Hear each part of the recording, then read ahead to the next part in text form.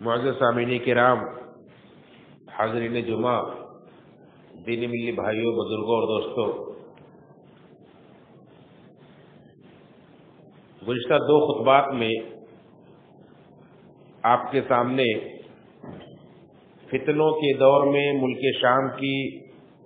اہمیت و فضیلت کے عنوان پر 2 قسطیں بیان ہو چکی ہیں۔ اسی کی تیسری قسط لے کر کے آج کے خطبہ جمعہ میں حاضر ہوا ہوں کہ ملک شام جو کہ ارض مقدس ہے، انبیاء کی سرزمین ہے، بلکہ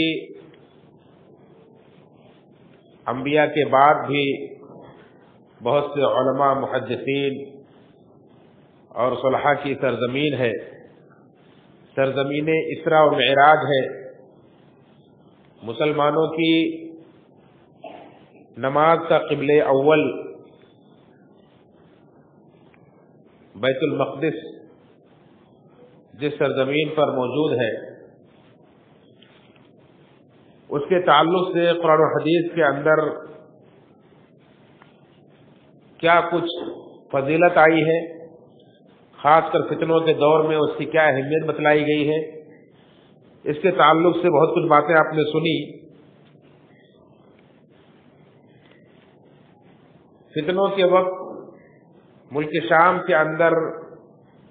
کس طرح کے حالات ہوں گے، کن حالات سے دوچار ہوگا، انہی میں سے ایک حالت ہے کہ اس ملک پر، ملک شام پر اقتصادی پابندی عائد کی جائے گی۔ اللہ کے نبی صلی اللہ علیہ وسلم نے اس کی بھی پیشن گوئی فرمائی، جیسا کہ صحیح مسلم کی حدیث ہے کہ اللہ کے رسول صلی اللہ علیہ وسلم نے پیشن گوئی کرتے ہوئے فرمایا کہ ملک شام پر اقتصادی پابندی عائد کی جائے گی۔ اس سلسلے میں ابو نضر رضی اللہ عنہ کہتے ہیں کہ ایک مرتبہ ہم لوگ جابر بن عبداللہ رضی اللہ تعالیٰ عنہ کے پاس بیٹھے ہوئے تھے، اسی درمیان جابر بن عبداللہ رضی اللہ عنہ نے فرمایا یوشک اہل العراق الا یجبى الیہم قفیز ولا درہم، قلنا من این ذلك؟ قال من قبل العجم، من قبل العجم يمنعون ذلك، ثم قال يوشك أهل الشام ألا يجبى إليهم دينار ولا مدي، فقل من أين ذاك؟ قال من أهل الروم۔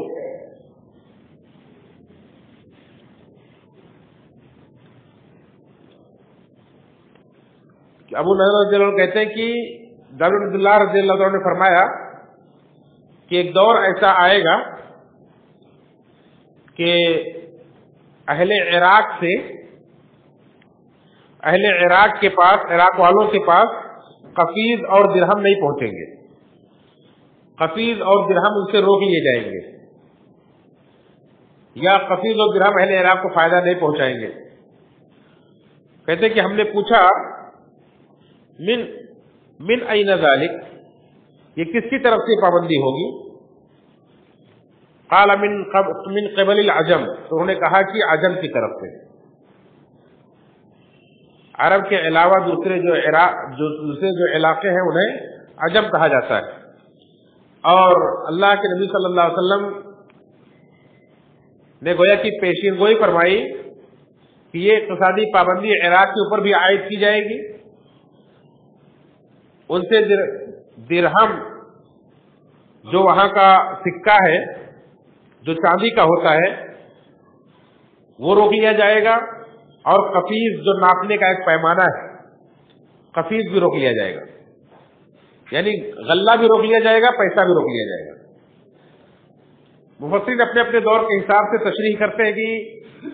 جب خلافت قائم ہوتی تھی اور آس پاس کے علاقے ان کے ماتحت ہوتے تھے تو لوگ عشر اور ٹیکس وغیرہ اور دوسری چیزیں بھیجتے تھے دارالخلافہ میں،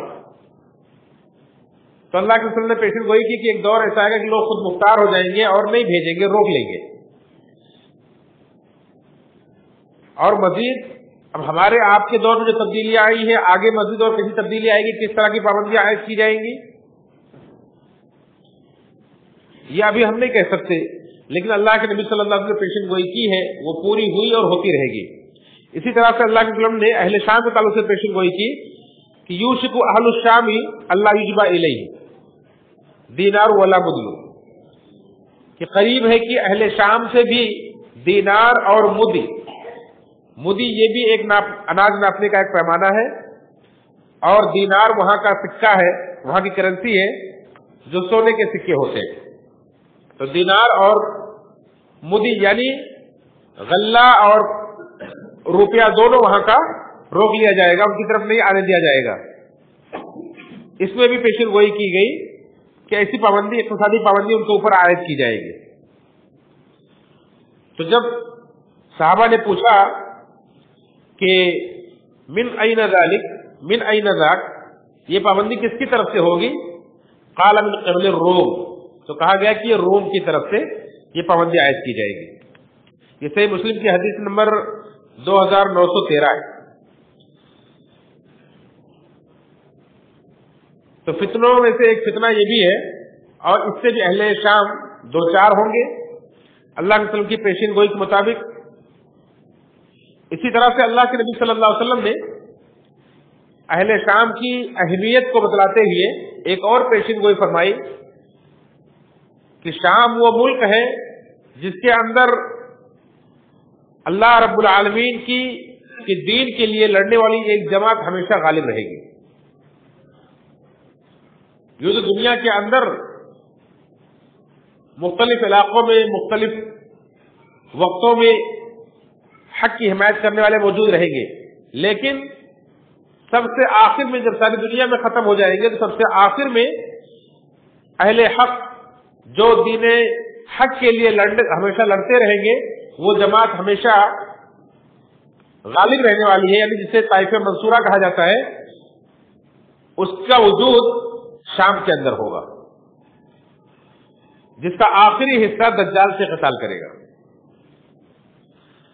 جیسا کہ ابو سعد بن وقاص رضی اللہ تعالیٰ عنہ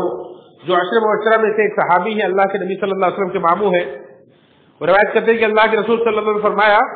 لا يزال اہل الغرب ظاہرین علی الحق حتی تقوم الساعہ، اہل مغرب ہمیشہ حق پر غالب رہیں گے یہاں تک کہ قیامت قائم ہو جائے۔ اہل مغرب سے مراد یہاں کون ہے؟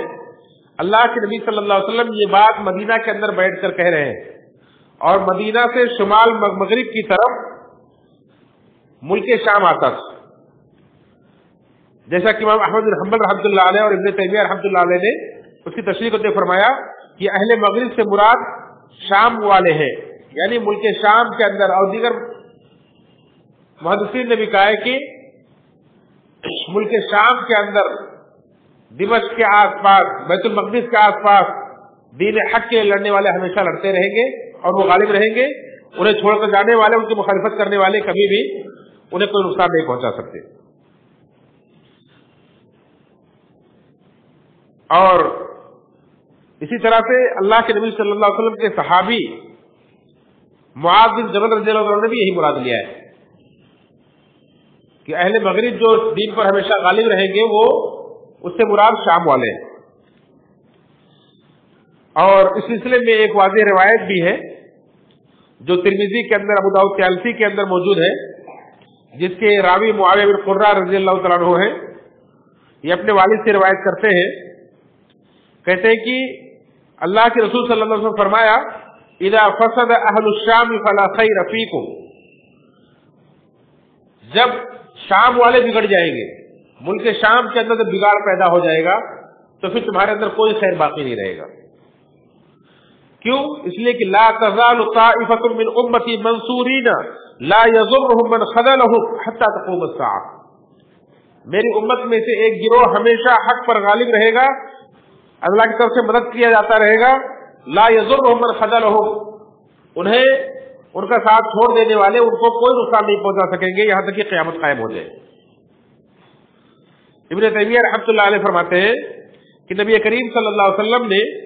گویا کہ اہل شام کو قیامت تک اللہ کے حکم کو قائم کرنے والا بتلایا ہے. اسی طرح سے وہ طائفہ منصورہ جو اللہ کی طرف سے تائید شدہ ہے, اللہ کی مدد اس کے ساتھ ہمیشہ ہے, جو ہمیشہ دین حق کو لے کر کے دنیا سے لڑتی رہے گی, اس کے لیے جھگڑتی رہے گی, اس پر قائم رہے گی, اس کا امتیازی طور پر جو ذکر کیا گیا وہ ملک شام میں ذکر کیا گیا کہ وہاں امتیازی طور پر لوگ موجود ہوں گے. اسی طرح سے اللہ کے نبی صلی اللہ علیہ وسلم نے ایک اور پیشین گوئی فرمائی.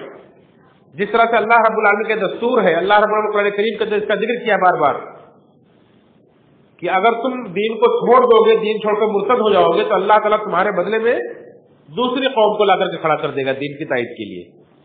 دوسرے لوگ اسلام قبول کریں گے اور وہ دین اسلام کی مدد کریں گے, اللہ تعالیٰ ان سے دین کا کام لے گا. اللہ رب العالمین قرآن کریم کے اندر جگہ جگہ اس بات کا ذکر کیا ہے. تو آخر میں ایسا ہوگا کہ جو نئے نئے اسلام میں داخل ہوں گے ان سے اللہ تعالیٰ دین کا بڑا کام لے گا اور وہ اسلام کی بہت مدد کریں گے,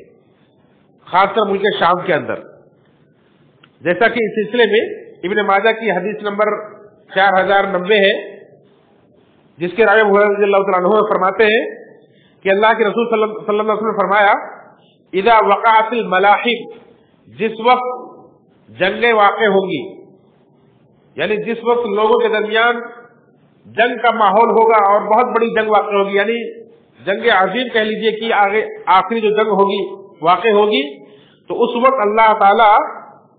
موالی کو بھیجے گا. بعث اللہ بعث من الموالی, موالی سے مراد نو مسلمین ہے جو نئے نئے اسلام میں داخل ہوں گے, اللہ تعالیٰ انہیں کھڑا کرے گا, ان کو بھیجے گا. ہم اکرم العرب فرسا, جن کی سواریاں, جن کے گھوڑے عرب کے سب سے بہترین گھوڑے ہوں گے. وَأَجْوَدُهُ سِلَاحًا, جن کے ہتھیار بہت ہی بہترین ہتھیار ہوں گے. يُؤَيِّدُ اللَّهُ بِهِمُ الدِّينَ, ان کے ذریعے سے اللہ تعالیٰ دین کی مدد کرے گا, ان سے اللہ تعالیٰ دین کی خدمت لے گا, ان سے دین کی تائید کرے گا اور وہ دین کے لیے کھڑے ہوں گے. یہ اللہ کے نبی صلی اللہ علیہ وسلم نے پیشین گوئی کی ہے. اور اسی طرح سے ملک شام کے تعلق سے اللہ کے رسول صلی اللہ علیہ وسلم نے ایک یہ بھی پیشین گوئی کی ہے کہ خلافت, آخری خلافت ملک شام کے اندر قائم ہوگی, اور وہاں جب خلافت قائم ہو جائے گی تو اس وقت بڑی تیزی کے ساتھ گویا کہ دن گزریں گے اور بڑی بڑی نشانیاں بڑی تیزی کے ساتھ ظاہر ہوگی, زلزلے آئیں گے اور دوسری مصیبتیں آئیں گی. جیسا کہ نبی کریم صلی اللہ علیہ وسلم فرمایا کہ یا ابن حوالہ اذا رأيت الخلافة قد نزلت ارض المقدسة, اے ابن حوالہ جب تم دیکھو کہ خلافت ارض مقدس میں واقع ہو گئی ہے, قائم ہو گئی ہے, جب تم دیکھو کہ ارض مقدس یعنی ملک شام کے اندر خلافت قائم ہو گئی ہے, فقط دنت الزلازل والبلابل, تو اس وقت زلزلے بہت قریب ہو گئے, اس وقت مصیبتیں بہت قریب ہو گئی ہیں, یعنی اس کے بعد پھر بہت کثرت سے چاروں طرف دنیا کے اندر زلزلے آئیں گے. والامور العظام, اور بڑے بڑے امور واقع ہوں گے, یعنی وہ خلافت کا قائم ہونا گویا کی بڑی نشانیوں کی شروعات ہوگی اور اس کے بعد قیامت کی بڑی بڑی نشانیاں ظاہر ہوں گی. والساعة يومئذ اقرب من الناس من يدي هذه من رأسك, ایسا کیوں ہوگا؟ اس لیے کہ قیامت بہت قریب آ چکی ہوگی. آپ نے فرمایا کہ والساعة اقرب من الناس, اس وقت لوگوں سے قیامت اتنی قریب ہوگی, اتنی قریب ہوگی, من يدي هذه من رأسك, اے ابن حوالہ جتنا میرا یہ ہاتھ تمہارے سر کے قریب ہے. اللہ کے نبی صلی اللہ علیہ وسلم اپنے صحابی کو یہ حدیث بیان کر رہے ہیں اور ان کے سر پر ہاتھ رکھ کر کے کہہ رہے ہیں کہ جتنا میرا یہ ہاتھ تمہارے سر کے قریب ہے, اتنا ہی اس سے بھی زیادہ قریب قیامت ہوگی اس وقت. یعنی بالکل قریب آ چکی ہوگی. یہ بالکل آخری حالات اللہ کے رسول بیان فرما رہے ہیں. یہ ابو داؤد کی حدیث نمبر 2535. اور اسی خلافت کے جس کے خلیفہ امام مہدی رحمۃ اللہ علیہ ہوں گے، جس کی تفصیل کے ساتھ آپ بیان سن چکے ہیں کہ اللہ کے وسلم کے خاندان سے ہوں گے، اللہ کے وسلم کے نام پر ان کا نام ہوگا، اللہ کے وسلم کے والد کے نام پر ان کے والد کا نام ہوگا. ان کی خلافت جب ملک شام کے اندر قائم ہوگی تو اس وقت عیسیٰ علیہ السلام کا نزول بھی ملک شام کے اندر ہوگا. جیسا کہ صحیح مسلم کی حدیث نمبر 156 ہے کہ اللہ کے نبی صلی اللہ علیہ وسلم نے فرمایا، جابر بن عبداللہ رضی اللہ عنہ کے راوی ہیں، کہتے ہیں کہ لا تزال طائفة من امتی یقاتلون علی الحق ظاہرین الی یوم القیامہ، کہ ہمیشہ ہر دور میں میری امت میں سے ایک گروہ حق کے لیے لڑتا رہے گا. ظاہرین ہمیشہ وہ غالب رہیں گے، الی یوم القیامہ، قیامت تک. قال فینزل عیسی ابن مریم، تو عیسیٰ علیہ السلام اس وقت اتریں گے آسمان سے، جنہیں اللہ رب العالمین نے زندہ آسمانوں پر اٹھا لیا ہے. جب یہود انہیں قتل کرنا چاہتے تھے تو اللہ رب العالمین نے انہیں زندہ آسمانوں پر اٹھا لیا ہے. وہ قیامت کے قریب پھر سے زمین پر اتریں گے. فیقول امیرہم، تو اس وقت جو مسلمانوں کے خلیفہ ہوں گے، امیر ہوں گے، امام مہدی رحمۃ اللہ علیہ، وہ کہیں گے تعال فصلی لنا، کہیں گے کہ آپ تشریف لائیے، ہمارے لیے نماز پڑھائیے.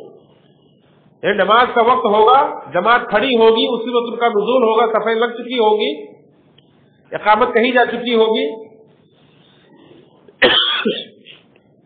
کہ اچانک لوگ دیکھیں گے آسمان پر ایک بادل سا چھا گیا ہے اور بادلوں کے درمیان سے ان کا ظہور ہوگا. دو فرشتوں کے پروں پر اپنا ہاتھ رکھے ہوئے اتریں گے. تو اس وقت امام مہدی کہیں گے کہ تعال صلی لنا، آئیے نماز پڑھائیے.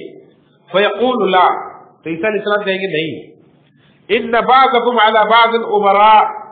تکرمۃ اللہ ہذہ الامہ، نہیں یہ میرا منصب نہیں ہے، میں نہیں پڑھاؤں گا، آپ نماز پڑھائیں گے. اللہ تعالیٰ نے اس امت پر، اس امت کو عزت بخشتے ہوئے، اس کی تکریم کرتے ہوئے تم میں سے ہی بعض کو بعض کا امیر بنایا ہے. تمہارا امام تمہیں میں سے ہوگا، تم ہی نماز پڑھاؤ گے، یہ میرا منصب نہیں ہے. گویا کہ اپنے جملے سے اس بات کا اعلان کر رہے ہوں گے کہ اب میں جو اترا ہوں تو نبی ہونے کی حیثیت سے نہیں اترا ہوں، اب میں اپنی شریعت آپ لوگوں پر نافذ نہیں کر سکتا، آپ لوگوں میں سے ہی امیر ہوگا. یعنی اب محمد رسول اللہ صلی اللہ علیہ وسلم کی ہی شریعت قیامت تک چلے گی، میں بھی اس کا ایک فرد ہوں، اسی کی پیروی کروں گا اور آپ کے پیچھے میں نماز پڑھوں گا. یہ عیسیٰ علیہ السلام کا گویا کہ اعلان ہوگا. چنانچہ امام مہدی رحمۃ اللہ علیہ اس وقت نماز پڑھائیں گے. یہ واقعہ کہاں ہوگا؟ یہ بھی ملک شام کے اندر ہوگا، جہاں امام مہدی کی خلافت قائم ہوگی. یہاں تک کہ اللہ کے نبی صلی اللہ علیہ وسلم نے اس شہر کے مسجد کی اور مسجد کے مینارے تک کی نشاندہی کر دی ہے، ان کے اترنے کی کیفیت تک بیان فرما دی ہے، کس طرح سے اتریں گے. آپ نے فرمایا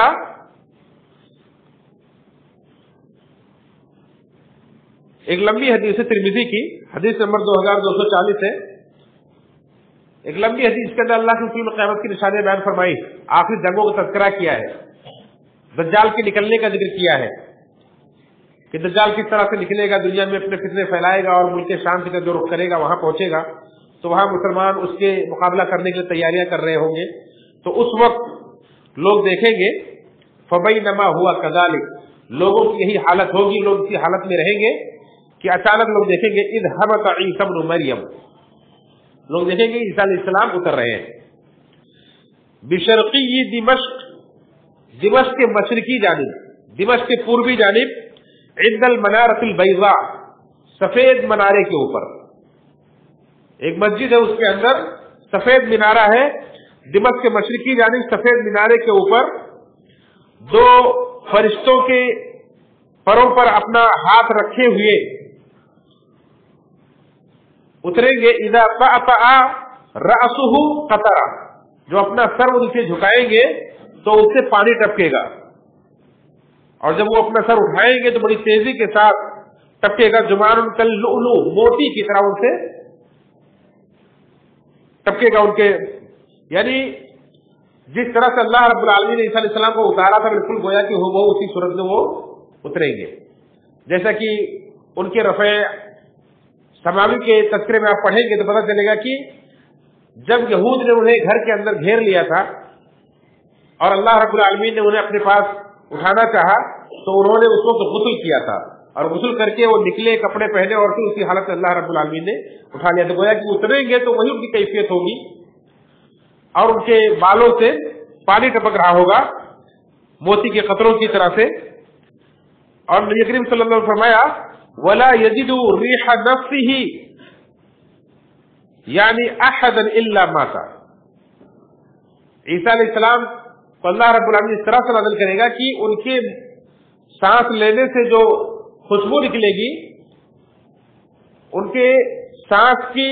हवा से, हवा जिसको भी लगेगी, जिस काफिर को लगेगी, वो मर जाएगा। हम जो सांस लेते हैं हमारे मुंह से और नाक से जो हवा निकलती है, ये उनके मुंह से निकलेगी, और जिसको भी, जिसके बदन को छू जाएगी उसकी मौत हो जाएगी। ये गोया कि ईसा अलैहिस्सलाम जिनकी पूरी जिंदगी मोजज़ात से भरी हुई, जिनकी पैदाइश से लेकर के वफात तक पूरी जिंदगी मोजज़ात से भरी होगी, उस वक्त अगरचे उनका वो नबी के हैसियत से नहीं आएंगे, नबी करीम सल्लल्लाहु अलैहि वसल्लम की उम्मती के हैसियत से आएंगे, लेकिन उनका उतरना भी एक मुआजिज़ा होगा, और उतरने के बाद उनका सांस लेना भी गोया कि एक मुआजिज़ा होगा, और दज्जाल को कत्ल करना भी एक मुआजिज़ा होगा कि दज्जाल उनको देख करके पिघलने लगेगा। ऐसे पिघलेगा जैसे कि नमक को पानी के अंदर डाल दिया जाए तो पिघलने लगता है, ऐसे वो पिघलने लगेगा उन्हें देख करके, और भागने लगेगा। यहां तक कि हदीस के अंदर है कि अगर ईसा अलैहिस्सलाम उसे कत्ल ना भी करे तो भी वो खाली देखते रहे तो मर जाएगा, वो पिघल करके खत्म हो जाएगा। लेकिन अल्लाह रब्बुल आलमीन ईसा अलैहिस्सलाम के हाथ में खंजर देगा, वो खंजर से कत्ल करेंगे और लोगों को उसका खून दिखाएंगे, उनके खंजर में खून लगा होगा। तो ईसा अलैहिस्सलाम के सांस की हवा से, हवा भी जिसको लगेगी वो मर जाएगा, और उनकी सांस कहां तक पहुंचेगी, हम और आप सांस लेते कहां तक जाती है। ईसा अलैहिस्सलाम जब सांस लेंगे, वरीह नफ्सिही मुंतहा बसरिही, उनके सांस की हवा वहां तक पहुंचेगी जहां तक उनकी निगाह पहुंचती है। तो जितनी दूर आप अपनी निगाहों से देख सकते हैं, उतनी दूर ईसा अलैहिस्सलाम के सांस की बू पहुंचेगी, और जिस काफिर को भी लगेगी वो मर जाएगा। काला फयतलुबहु, रावी कहते हैं कि फिर अल्लाह ने फरमाया कि फिर ईसा अलैहिस्सलाम दज्जाल को तलाश करेंगे, हत्ता युदरिकुहु बिबाबिल लुद्द, यहां तक कि बाबिल लुद्द में उसे पकड़ेंगे। और बाबिल लुद्द ये मखमूदा फिलिस्तीन के अंदर एक मकाम का नाम, यानी ये भी मुल्क शाम का हिस्सा है। तो इस हदीस के अंदर यही चीज बतलाने मकसूद है कि ईसा अलैहिस्सलाम का नुज़ूल मुल्क शाम के अंदर होगा, दज्जाल का कत्ल मुल्क शाम के अंदर होगा। कहते कि हत्ता युदरिकुहु बिबाबिल लुद्द, यहां तक कि लुद्द के मकाम पर उसे पकड़ेंगे, फयक्तुलहु, तो उसको कत्ल कर देंगे। इस तरह से अल्लाह के नबी सल्लल्लाहु अलैहि वसल्लम ने मुल्क शाम के ताल्लुक से ये बातें बड़े वाज़ेह अंदाज में बयान फरमाई है कि आखिरी दौर में क्या हालत होगी वहां की, वहां कैसे हालात होंगे, किस तरह के बड़े बड़े उमूर वहां सर, बड़े बड़े उमूर का वहां ज़ुहूर होगा। उसके बाद जो एक और बहुत बड़ा फितने का ज़ुहूर होगा, वह है याजूज माजूज के खुरूज का, और याजूज माजूज का खात्मा भी मुल्क शाम के अंदर होगा। यानी मुसलमानों की आखिरी जमात गोया कि मुल्क शाम के अंदर होगी, जिसकी तरफ सब रुख करेंगे, और वहीं उनका खात्मा भी होगा। यहूद का खात्मा भी मुल्क शाम के अंदर होगा। ईसाइयों से बहुत बड़ी जंग जो होगी वो मुल्क शाम के अंदर होगी, वो भी उनका खात्मा वही होगा। यहूद का खात्मा वही होगा, दज्जाल का खात्मा भी वही होगा, और आखिरी جو دنیا میں جس سے کوئی مقابلے کی طاقت نہیں رکھتا ہے، وہ قوم جسے یاجوج ماجوج کہا جاتا ہے، جس کا اللہ رب العالمین نے سورہ کہف کے اندر آپ پڑھ سکتے ہیں، اللہ رب العالمین نے اس کا ذکر کیا ہے کہ کہاں کس طرح سے انہیں ذوالقرنین نے قید کر دیا ہے. ان کی وہ دیوار بھی گر جائے گی، وہ بھی دنیا کے اندر فتنے پھیلاتے ہوئے نکلیں گے اور دنیا میں کوئی ان سے مقابلہ نہیں کر سکے گا. اللہ رب العالمین خود انہیں موت دے گا، ان کے گردنوں میں کیڑا پیدا کر دے گا جس سے وہ ایک ساتھ میں ایک انسان کی طرح مر جائیں گے، اور ان کا آخری خاتمہ بھی وہی ملک شام کے اندر ہوگا. جیسا کہ اللہ کے نبی صلی اللہ علیہ وسلم نے بیان فرمایا،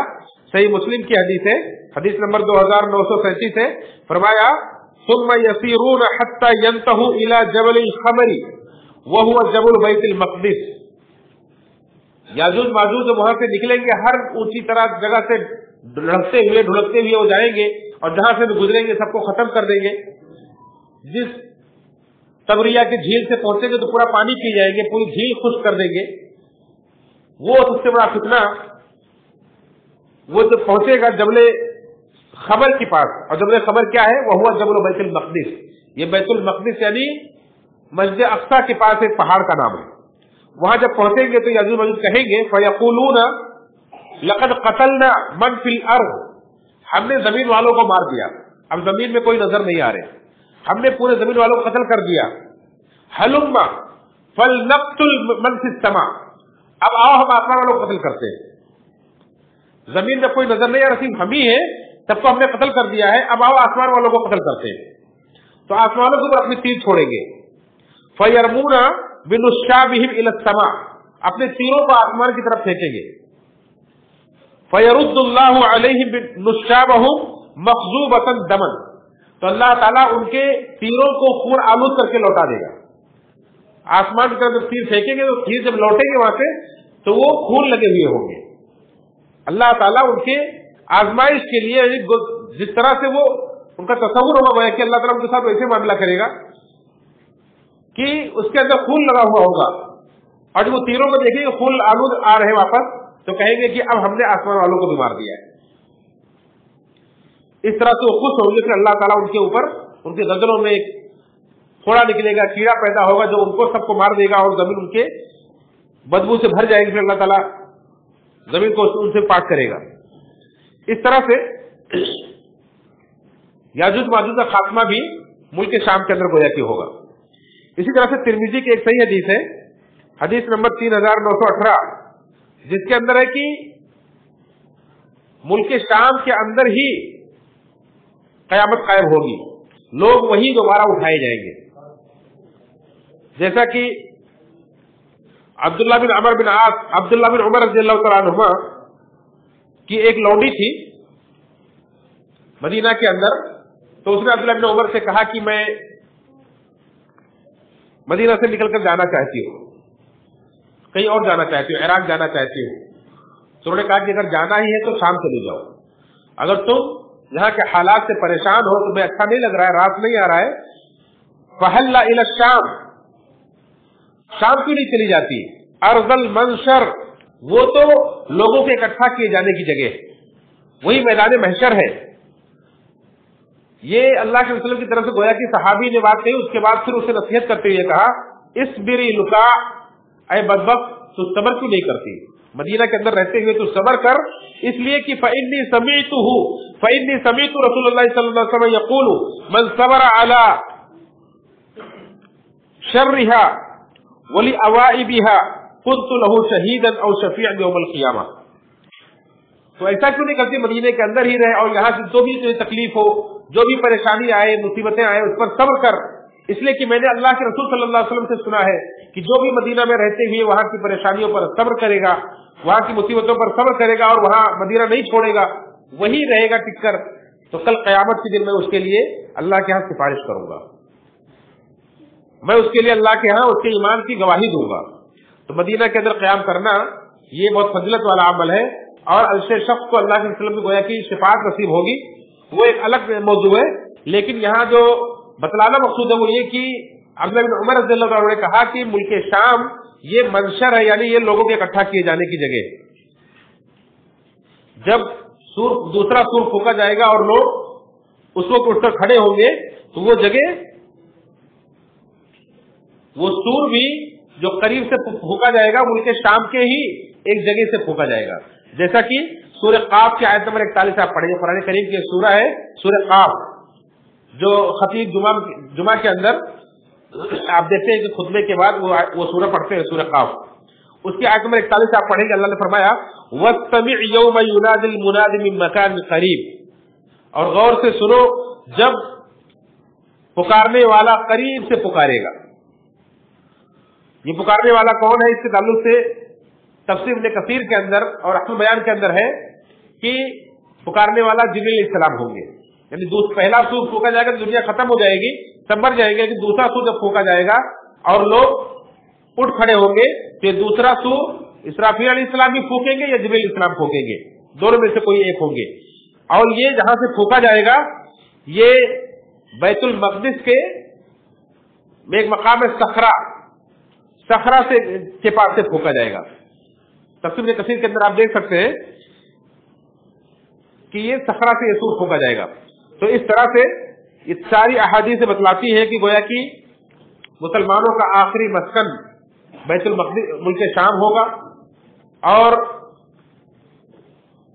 قیامت کی بڑی بڑی نشانیوں کا ظہور جب خلافت شام میں قائم ہوگی وہاں سے شروعات ہوگی، اور دنیا کے بڑے بڑے اللہ کے دشمن، چاہے وہ یہود ہو، نصارہ ہو، یاجوج ماجوج ہو، دجال ہو، اس سب کا خاتمہ ملک شام کے اندر ہوگا۔ آپ دیکھیں اس وقت دنیا کے اندر جو تبدیلیاں آ رہی، جو مناظر پیش آ رہے ہیں کہ کس طرح سے یہودی گویا کہ اپنے مقتل میں جمع ہو رہے ہیں، پوری دنیا سے سمٹ کر اپنے مقتل میں بیت المقدس میں قبضہ کرنا چاہتے ہیں، وہ جمع ہو رہے ہیں اور انہیں خبر نہیں ہے کہ وہ اپنے مقتل میں جا رہے ہیں، اپنے قتل ہونے کی جگہ میں جا رہے ہیں۔ وہی وہ مقام ہے کہ جہاں انہیں قتل کیا جائے گا، جیسا کہ بخاری مسلم کی ایک روایت ہے، ابو ہریرہ رضی اللہ عنہ سے مروی ہے، فرماتے ہیں لا تقوم الساعة حتى تقاتل اليهود، یہ صحیح بخاری کے اندر حدیث نمبر 2926، صحیح مسلم کے اندر 2921 ہے، متفق علیہ روایت ہے کہ قیامت اس وقت تک قائم نہیں ہوگی جب تک تم یہودیوں سے قتال نہیں کرو گے، جنگ نہیں کرو گے، حتی یقول الحجر وراءہ اليہود، یہودی، یہاں تک کہ ہر ایسا پتھر، اس وقت جب یہود سے قتال ہوگا تو ہر پتھر جس کے پیچھے کوئی یہودی چھپا ہوگا وہ کہے گا پتھر یا مسلم ھذا یہودی فاقتلہ، اے مسلم یہ یہودی ہے، اس کو قتل کر۔ تو اس طرح سے سارے درخت، سارے پتھر اس وقت گواہی دیں گے اور یہودیوں کی نشاندہی کریں گے، اور سب کا وہی خاتمہ ہوگا۔ عیسیٰ علیہ السلام وہی دجال قتل کریں گے، یہودیوں کا خاتمہ کریں گے اور صلیب کو توڑ دیں گے، خنزیر قتل کریں گے، اور اس کے بعد مسلمان امن و امان کے ساتھ رہیں گے۔ پھر اس کے بعد یاجوج ماجوج کا ظہور ہوگا، پھر